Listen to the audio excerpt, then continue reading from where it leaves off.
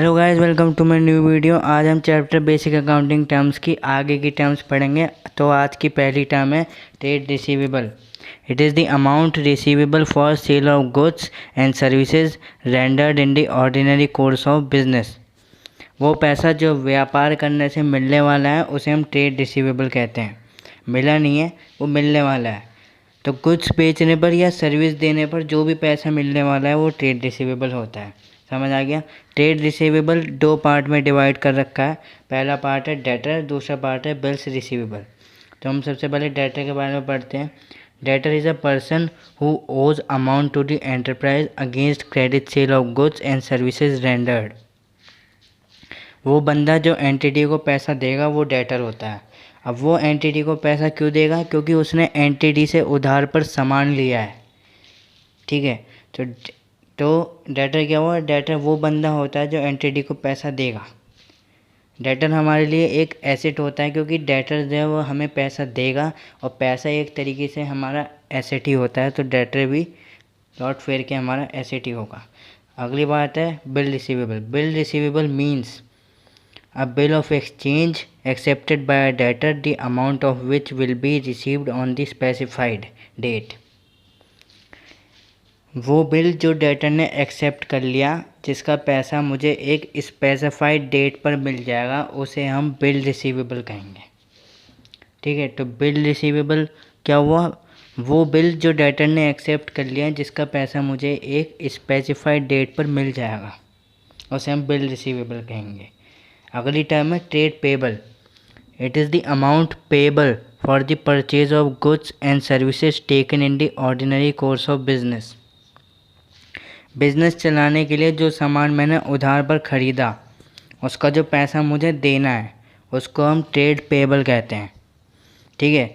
Trade payable का मतलब क्या हुआ? बिजनेस चलाने के लिए जो सामान मैंने उधार पर ख़रीदा, उसका जो पैसा मुझे देना है, उसको हम ट्रेड पेबल कहते हैं। ट्रेड पेबल दो पार्ट में डिवाइड है। पहला पार्ट है क्रेडिटर, दूसरा पार्ट है बिल पेबल। तो पहले हम क्रेडिटर के बारे में पढ़ते हैं। Creditor is a person or an enterprise to whom an enterprise owes amount against credit purchases of goods and services taken. हमारी एंटिटी ने जो उधार पर सामान खरीदा है, उसके बदले में हमें जिसको पैसे देने हैं वो हमारा क्रेडिटर है। ठीक है, समझ आ गया। हमारी एंटिटी ने जो उधार पर सामान खरीदा है, उसके बदले में हमें जिसको पैसे देने हैं वो हमारा क्रेडिटर होगा। अब बिल पेबल क्या होता है? Bill payable means a bill of exchange accepted by the person or enterprise the amount of which will be payable on the specified date.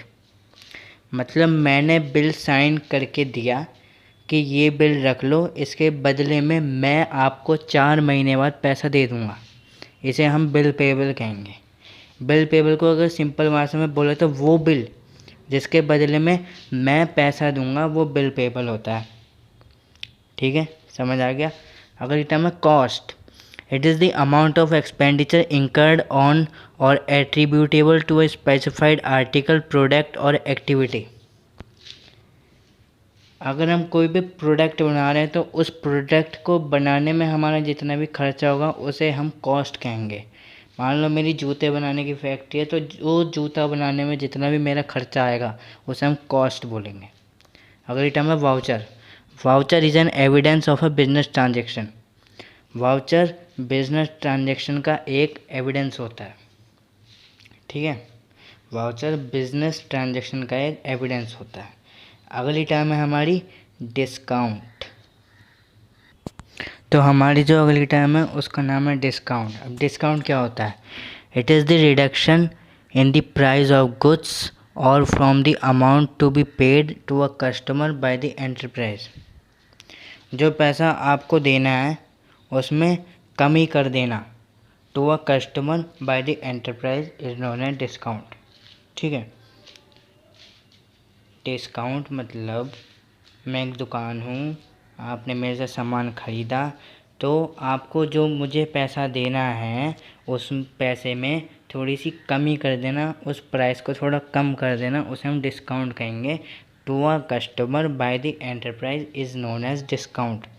अब एक चीज़ याद रखना कि डिस्काउंट अकाउंट में हम परसेंटेज पर काम करती है कि 10% डिस्काउंट दे दिया या 20% डिस्काउंट दे दिया।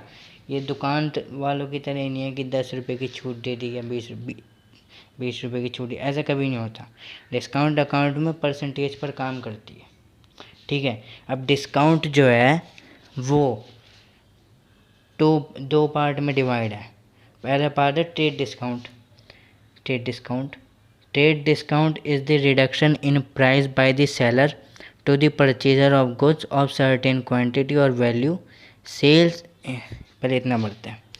प्राइस में रिडक्शन करना सेलर के द्वारा जिसने ख़रीदा है गुड्स को, ठीक है।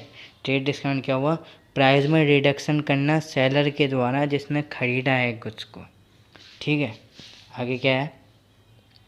Sales are recorded at net value that is sales minus trade discount. जब एक स्पेसिफिक क्वांटिटी या वैल्यू का सामान बेचा जाता है उसमें जो हम कमी कर देते हैं वो ट्रेड डिस्काउंट होती है, ठीक है। जब एक स्पेसिफिक क्वांटिटी या वैल्यू का सामान बेचा जाता है उसमें जो हम कमी कर देते हैं वो कमी कहलाई जाएगी ट्रेड डिस्काउंट। और ये ट्रेड डिस्काउंट हमेशा सेल्स जो होगी वो सेल्स हमेशा नेट वैल्यू में रिकॉर्ड होगी। किस में होगी? सेल्स हमेशा नेट वैल्यू में। समझ आ गया? तो अगला डिस्काउंट है हमारा cash discount. Cash discount is the discount allowed for timely payment of due payment. It is an expense for the partly allowing discount and income for the parties receiving cash discount. It is recorded in the books of account of both the parties. Cash discount क्या है? Cash discount वो discount है जो timely payment जो हमारी होती है वो ड्यू है उस पर जो डिस्काउंट लगा जाता है उसे हम कैश डिस्काउंट कहते हैं, ठीक है। तो कैश डिस्काउंट क्या हुआ?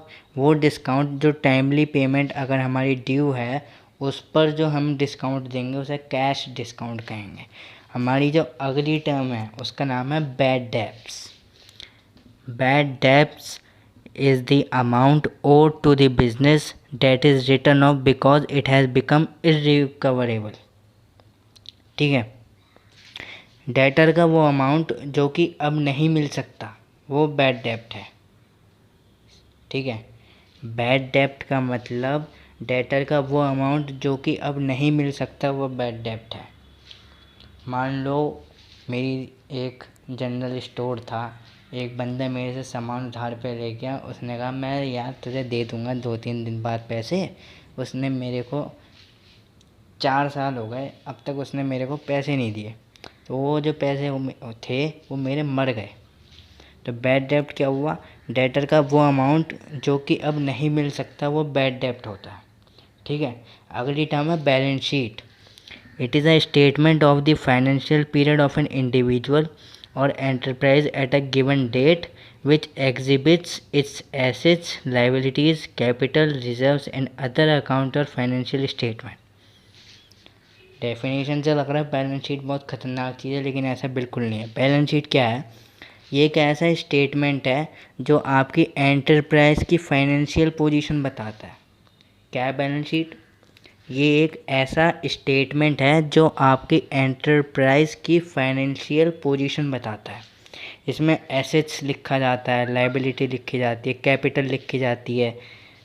तो बैलेंस शीट में क्या क्या आता है? एसेट्स, लायबिलिटी, कैपिटल, रिजर्व, ये जितनी भी फाइनल चीज़ें होती है ये सब बैलेंस शीट में लिखी जाती है। और बैलेंस शीट जो है वो एक ऐसा स्टेटमेंट है जो आपकी एंटरप्राइज की फाइनेंशियल पोजीशन बताएगी। समझ आ गया बैलेंस शीट का मतलब क्या होता है? ठीक है, तो बैलेंस शीट हमारा हो गया, समझ में आ गया बैलेंस शीट क्या होता है। बैलेंस शीट एक ऐसा स्टेटमेंट होता है जो आपकी एंटरप्राइज की फाइनेंशियल पोजीशन बताता है। अगली टर्म है book value. This is the amount at which an item appears in books of account or financial statement. वो कीमत जो आपकी बुक में लिखी हुई है उसे हम बुक वैल्यू कहते हैं। तो वो कीमत जो आपकी बुक में लिखी हुई है उसे बुक वैल्यू कहते हैं। मान लो मेरी फैक्ट्री, उसमें जो मशीन है वो 3 लाख की ली थी, अब वो 2 लाख की है, तो पर मेरी बुक में उसकी वैल्यू 3 लाख लिखी है, तो बुक वैल्यू वो कीमत है जो आपकी बुक में लिखी हुई है। समझ आ गया? अब वो चाहे वैल्यू हमारी कम हो गई है, लेकिन जो वैल्यू हमने बुक में लिखी है वो वैल्यू को हम बुक वैल्यू कहते हैं। अगली टर्म है book of account, the records or books in which financial transaction of an entity are recorded and maintained, वो है बुक ऑफ अकाउंट। एक ऐसी किताब जहाँ पर आपके सारे ट्रांजैक्शंस लिखे जाते हैं वो होता है बुक्स ऑफ अकाउंट। ठीक है, तो बुक्स ऑफ अकाउंट क्या होता है? एक ऐसी किताब जहाँ पर आपके सारे बिजनेस से रिलेटेड ट्रांजैक्शन लिखे जाते हैं, उसे हम बुक्स ऑफ अकाउंट कहते हैं। अगली टर्म है हमारी कॉस्ट ऑफ गुड्स सोल्ड, इसे हम शॉर्ट फॉर्म में कॉक्स भी बोलते हैं। यह है cost of goods sold is the direct cost attributed to the production of goods sold and services rendered. Cost of goods sold का मतलब है जो सामान बेचा उसकी कॉस्ट कितनी है। कॉस्ट ऑफ गुड्स सोल्ड का मतलब है जो सामान हमने बेचा उसकी कॉस्ट कितनी है, वो कॉस्ट ऑफ गुड्स सोल्ड कहलाता है। ठीक है, समझ आ गया? आगे की दो टर्म है क्रेडिट और डेबिट। ठीक है, एक मिनट। आगे की जो टर्म है वो है क्रेडिट, जो है credit is the right side of an account. और उसके आगे की जो टर्म है वो है debit, the left side is the debit side. ठीक है, तो इसको मैं आपको बताता हूँ इसको कैसे करते हैं। क्रेडिट बताया था मैंने क्या होता है, credit is the right side of an account. Debit क्या होता है? The left side is the debit side. ठीक है, तो मान लो हम कैश का अकाउंट बना रहे हैं, तो हमारा जो अकाउंट होता है वो टी शेप अकाउंट होता है। कैसा होता है? टी शेप अकाउंट होता है कैश। ठीक है, और इस टी शेप अकाउंट में दो हिस्से होते हैं, एक ये हिस्सा और एक ये हिस्सा। ठीक है, तो एक हिस्से को हम बोलते हैं डेबिट साइड और दूसरे को बोलते हैं क्रेडिट साइड। तो जो हमारी लेफ़्ट साइड है, जो हमारी ये है लेफ़्ट साइड, उसको हम क्या बोलते हैं?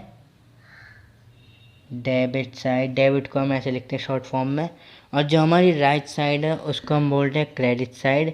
क्रेडिट को हम ऐसे शॉर्ट फॉर्म में अकाउंट में ऐसे लिखते हैं। ठीक है, तो डेबिट साइड क्या होती है? Left side of the account is known as debit side. Credit side is the right side of an account is known as credit side. ठीक है, तो डेबिट साइड ये वाली साइड होती है, क्रेडिट साइड ये वाली साइड होती है। समझ आ गया? हमारी जो अगली टर्म है वो है डेप्रिसिएशन। ठीक है, तो पहले इसकी हम डेफिनेशन पढ़ते हैं। Depreciation is a fall in the value of an asset because of usage और विथ एफ्लक्स ऑफ टाइम और एब्सोलेसेंस और एक्सीडेंट। मान लो मैंने एक मशीन ख़रीदी 2 लाख की, उसे 1 साल यूज़ किया, अब मैं उसे बेचना चाहता हूँ। 1 साल पहले मैंने मशीन को 2 लाख में ख़रीदा, आज मैं उसे बेच रहा हूँ तो वो 1 लाख की बिक रही है। क्यों भाई? 2 लाख की ख़रीदी थी, 1 लाख की क्यों बिक रही है? क्योंकि मैंने उसे यूज़ करा, वो पुरानी हो गई है। तो किसी भी एसेट की कीमत में गिरावट आने को हम डेप्रिसिएशन कहते हैं। ठीक है, किसी भी एसेट की कीमत में गिरावट आने को हम डेप्रिसिएशन कहते हैं। समझ आ गया? इस डेप्रिसिएशन ये अभी हम सिर्फ टर्म पढ़ रहे हैं क्या होता है, लेकिन आपकी बुक में डेप्रिसिएशन का एक अलग से चैप्टर दे रखा है, उसमें हम अकाउंट्स बनाना भी सीखेंगे। ठीक है, हमारी अगली टर्म है entity. An entity means an economic unit which performs economic activities. वो ऑर्गेनाइजेशन जो इकोनॉमिक एक्टिविटी परफॉर्म करती है उसे हम एंटिटी कहते हैं। एंटिटी का मतलब क्या हुआ? वो ऑर्गेनाइजेशन जो इकोनॉमिक एक्टिविटी परफॉर्म करती है उसे हम एंटिटी कहते हैं। समझ आ गया? अगली टर्म है insolvent. Insolvent is a person or enterprise which is not a position to pay the debts. वो बंदा जो उधार नहीं चुका सकता वो इंसॉल्वेंट कहलाता है। ठीक है, समझ आ गया? इंसॉल्वेंट, इंसॉल्वेंट का मतलब वो बंदा जो उधार नहीं चुका सकता है वो इंसॉल्वेंट कहलाता है। अगली टर्म है proprietor. The person who makes the investment and bears all the risk associated with the business is called proprietor. Proprietor को इतने टिपिकल भाषा में ले जाते हैं, नॉर्मल भाषा में बोलते हैं। प्रोप्राइटर को नॉर्मल भाषा में बिजनेसमैन बोला करते हैं, तो बिजनेसमैन को हम प्रोप्राइटर कहते हैं। प्रोप्राइटर क्या होता है? बिजनेसमैन बिजनेसमैन को हम प्रोप्राइटर कहते हैं। अगली टर्म है हमारी rebate. It is the reduction in price allowed by the seller of goods after the goods have been sold. सामान बिकने के बाद प्राइस में जो कमी करी गई उसे हम रीबेट कहते हैं। ये थोड़ा सा डिस्काउंट से मिलता जुलता पर अलग है। सामान बिकने के बाद प्राइस में जो कमी करी गई उसे हम रीबेट कहते हैं। ठीक है। अगली टर्म है solvent. Solvent is a person or enterprise which is in a position to pay its debts. Solvent वो बंदा जो उधार चुका सकता है वो सॉल्वेंट कहलाता है। ठीक है। इससे मिलती जुलती एकदम थी इंसॉल्वेंट। ये देखिए इंसॉल्वेंट क्या था, वो बंदा जो उधार नहीं चुका सकता वो इंसॉल्वेंट होता है। सॉल्वेंट वो बंदा जो उधार चुका सकता है वो सॉल्वेंट कहलाता है। समझ आ गया। तो हमारा चैप्टर बेसिक अकाउंटिंग टर्म्स ख़त्म हो गया है। आई होप आपको वीडियो अच्छी लगी होगी। वीडियो को लाइक करें, जितना शेयर कर सकते हैं करें, और अगर चैनल सब्सक्राइब नहीं किया है तो कर दो। बेल आइकॉन भी प्रेस कर दीजिए जिससे जब भी मेरी न्यू वीडियो आई आपके पास नोटिफिकेशन आ जाए। तो मिलते हैं आपसे नेक्स्ट वीडियो में। Till then good bye.